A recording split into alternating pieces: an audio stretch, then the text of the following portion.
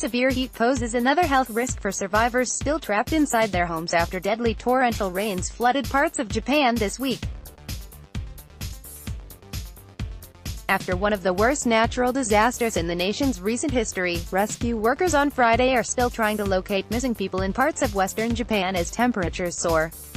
At least 9 people have already been reported dead during the heat wave, with temperatures as high as 106 degrees Fahrenheit, which hit just as authorities began to assess the damage from flooding that poured muddy water into the streets and spurred dangerous mudslides throughout the western part of the country. "I am worried my children may get heat stroke," Yoko Kitamura, 38, an evacuee, told the Times of Japan. She escaped the surging waters with her 4 children and found an emergency shelter in Hiroshima. As of Friday, there are still 7,000 people living in shelters, and 250,000 others who are at home without running water, The Guardian reported. To locate survivors, vehicles navigate the badly damaged roads to deliver clean clothes and other supplies to isolated communities. Sanitation is increasingly becoming a concern for those residents who are without running water, unable to wash their hands or flush their toilets.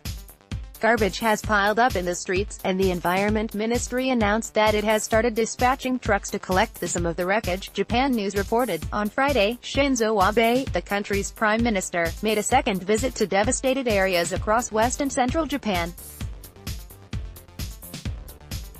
He promised that the government will quickly find housing for the displaced and will help to rebuild businesses and homes lost to mudslides and surging waters. "We'll cut through all the bureaucracy to secure the things people need to improve life in the evacuation centers, such as air conditioners as the hot days continue, and then secure temporary housing and the other items people need to rebuild their lives," Abe said this week during a visit to a shelter in the town of Hiroshiki. The financial toll of the disaster is still uncertain, but the Agriculture Ministry said Friday it anticipates the damages will amount to at least $207 million. As the cleanup progresses, the total cost will likely increase. In the Mabi district of Hiroshiki, residents told The Guardian that they were still in a state of disbelief over the destruction that overtook their community. "I saw my house sink underwater and there was nothing I could do. I felt helpless," said Fumiko Inokuchi, who fled a nearby nursing home. "I got married here, and we built this house 2 years later," she said. "We raised our 3 sons here. There are so many memories.